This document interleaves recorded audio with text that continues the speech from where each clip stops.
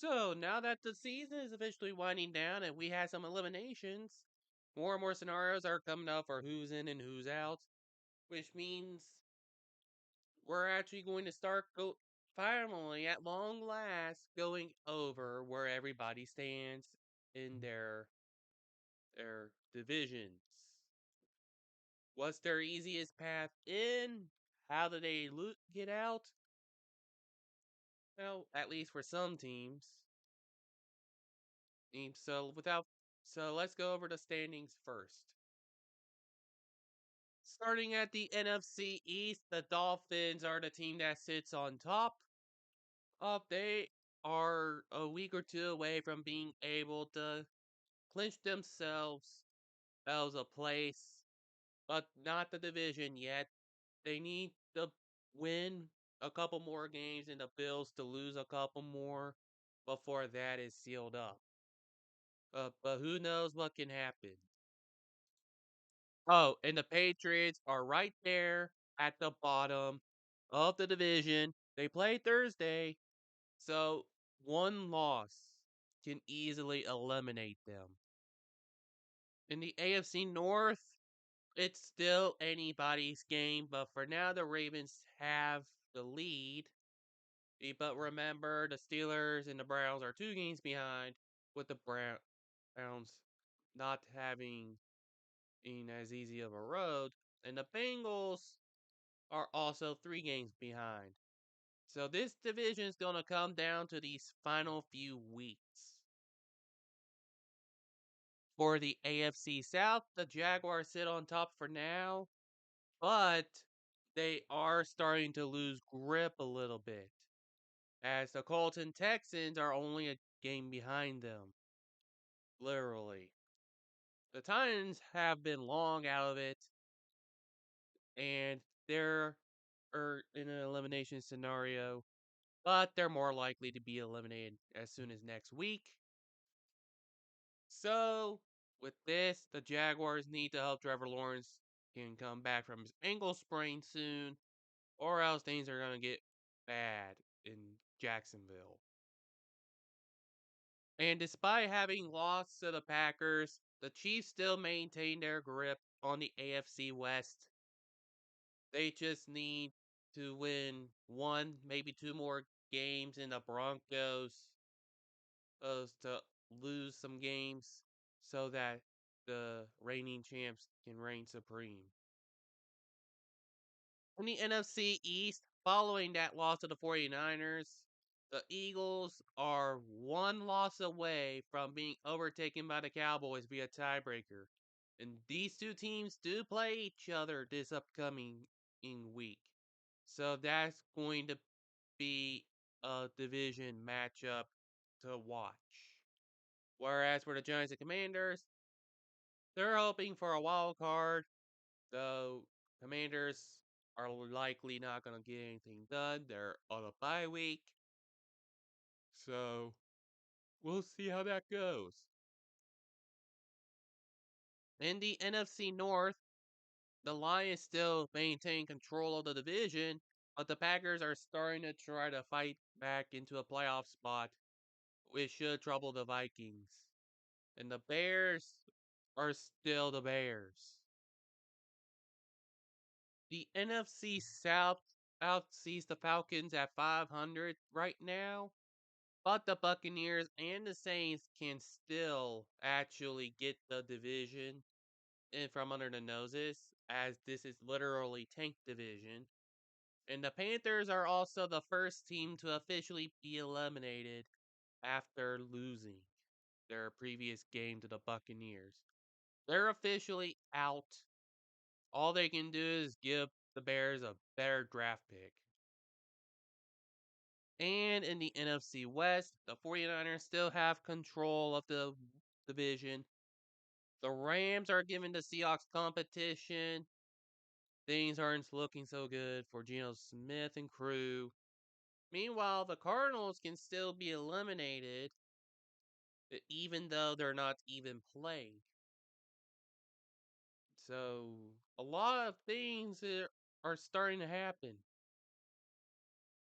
And now that we've gone over the standings, we can get into the actual predictions, where this is the final week where there are going to be teams on bye, as the Cardinals and the Commanders are the only two teams who have yet to spend a week off, as they will this week. So 15 games total.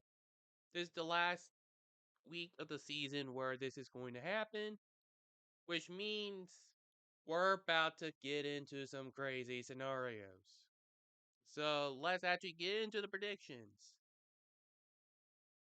Thursday Night Football kicks us off with the Patriots versus the Steelers. And I did decide to modify the font for the records a little bit here, simply because it looks a lot nicer, with and also better condenses the numbers, so you can make them out a lot better. That's gonna be how we wrap up the season here. Here, in contrary to what people would say, I'm actually gonna have the Patriots win this one in Pittsburgh. It's somewhat of a routine for the Steelers at this point. It's routine to have Belichick be a kryptonite. It's also routine for the Steelers to lose a game they are favored heavily to win, especially with this one being in prime time. So the Patriots are going to win, but they still get eliminated this week due to other scenarios. Say hello to the Buccaneers and the Falcons to kick off early Sunday. Yeah, that's right. We're kicking off the early Sunday with an NFC South matchup that's going to suck. It will suck and suck and suck some more. As per tradition, when you have a garbage division, it's been so pretty much NFC South all season. This one surely is going to be the one that gives us a tie finally. So this is going to be my tie of the week. We're in week 14. Somebody should be getting a tie by now. How about the Rams going into Baltimore against the Ravens with playoff hopes still on the line?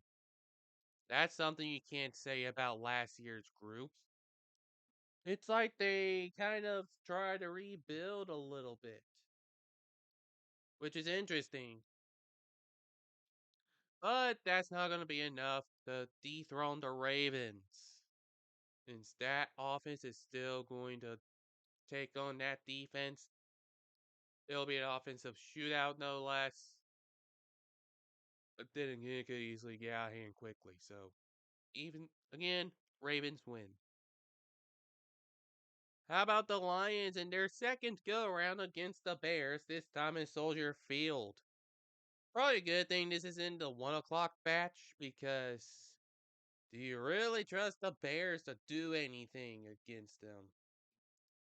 So, with that in mind, and the Lions are going to win this one, albeit it'll probably end up being close again. Now we got the Colts and the Bengals, and I'm not going to lie, this was a tough one for me to predict. Because they still have some decent in players making big plays and some decent records too.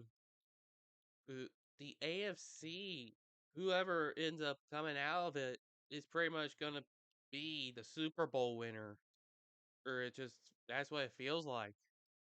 Whoever makes it all the way and wins the AFC Championship is gonna be the winner of the Super Bowl. That's what it feels like to me, because there's very few teams in the other conference that can pose a challenge. With that said, I ended up using the home field advantage thing as the ultimate factor, so Bengals ended up winning this match.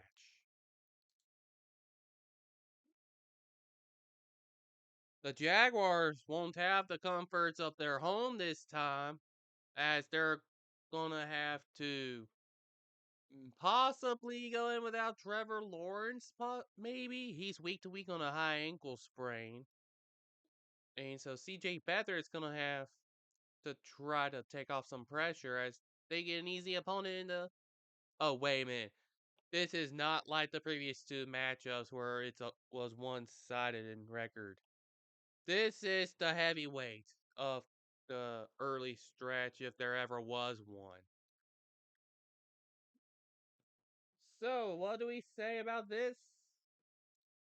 Well, without Trevor Lawrence, they're actually going to struggle a little bit. I think Christian Kirk might be hurt too. So, this is going to be a tough one. And I think Cleveland takes it out with a win, very close. I, I was trying to find a good spot to put the where whether or not somebody got eliminated thing it at, but I ended up putting it in near the edge where the versus is, and that's what I'm gonna have to settle with as the Panthers are going to be taking on the Saints in New Orleans. Just because a team is eliminated doesn't mean they're not gonna play for bragging rights. How much bragging rights is there? Possibly giving the Bears a better draft pick, which is why the Saints are gonna win over the Panthers and sweep the series. And wrapping up our early games is the Texans going against the Jets, which, yeah, seems like Aaron Rodgers' return to the field this season is not looking very likely because look at what the Jets have been doing. They'll use Robert Saleh as a scapegoat, and he'll probably be gone at the end of the season. But let's focus more on the current matchup, which the Texans are going to end up winning. Did you really think I was going to change at all about how I feel with the Raiders when they're going up against the Vikings? Sorry, man. I think Josh Dobbs is going to get the job done. If it was Kirk Cousins playing with you, it'll show how boring of a game it is because I just yawned. And in fact, it's probably going to be a boring game where the Raiders are a step closer to elimination so they can start their head coaching search. Lovely. Vikings win. Sorry, Seahawks, but this matchup ain't going to help you out much in the long run. Because what do we have here? Hmm. Well, we have here a matchup against the 49ers. You know what happens when you match up against the 49ers, Seahawks. They walk all over you and they end up winning. Don't be surprised if this starts or the whole thing about Pete Carroll again. I tried to make it work with two different shades of red, but because of time constraints and the fact that I couldn't find any decent image replacements, I had to make do with the Chiefs red covering both sides. And I think that's going to best describe how the Buffalo Bills have been faring lately. Struggling. And they're going to struggle against the Chiefs as well. Chiefs are going to make sure they get back into the win column in a rather low scoring game. It's going to end up being a Chiefs win 17-14. Our final leg game involves the Broncos and the Chiefs. Quite the amount of division matchups, and they're only going to keep getting bigger as the season comes to an end because the final week has to end on a divisional matchup. That said, Chargers gonna Charger, and the Broncos are gonna win this game. Sorry, Justin Herbert, you got to fight through the pain just like Philip Rivers before you. How many times are we gonna have to deal with the Cowboys on primetime TV? At least they're actually picking a good match for this in the hosting the Eagles. Do these people forget that we tend to lose at least one game every single year to a division rival? And this is the second time we're facing the Cowboys. Yeah, I think it's pretty clear how things are gonna go. If we are still going to lose at least one interdivision matchup, it might as well be this. As the Cowboys are going to end up winning in prime time over my Eagles. Well, much pain is going to be had across the league because they are going to hate the 49ers as well. I bid you adieu. And now for Monday Night Football. The Tennessee Titans are visiting the Miami Dolphins. Like, wait a minute. This is only game 14 recovering. There's usually only one Monday Night Football matchup. What the heck is going on? Well, to put it simply, the Dolphins pretty much going to beat the Titans as we try to address that question in a moment. Because we're going to have better explanation for the next game than this one. Dolphins win. That's right. We're getting two Monday night matchups this time around. Double the fun. It's the Packers going up against the New York Giants. Let's be honest. Is who's going to bother watching either of these games? Means they had to pick these two. In fact, this is another primetime game between these two teams. As I think this is a rematch of last year's London game. So interesting stuff. That said, I got the Packers winning this matchup. I'm sorry, Giants. It's just that year that you guys suffered a slump. And here is one last look at the recapped standings. And unfortunately, because I was having some troubles, it didn't save the little score thing for the Chiefs, but I can still get that taken care of rather quickly. Just like that. There we go. Now you see the score. Or I love doing stuff like this. So if these predictions were to go through, Falcons would somehow still get in with a 6-1 record.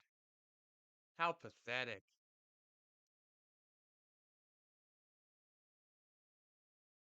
But this does mean the Texans will remain in front of the Colts. But remember, even if the Browns and Texans win, the Jaguars have tiebreaker over Houston via head to head. The Jags would need to lose a second game in order for that to happen, on top of the Texans winning another. Things can still happen. The 49ers, Eagles, and Cowboys can clinch this week, so they're the Sunday night matchup and Seahawks 49ers are two of the key matchups going into Sunday. I'm actually going to do a different kind of outro this time because, well, the past few throughout the season when I was doing the face cam outro, it didn't seem to work as I had hoped. So hopefully this kind of outro will work out a little bit better for my offense than Pete Carmichael for the Saints. Yeah, that work. Or anyways, thank you all so much for tuning in, and until next time, travel safely.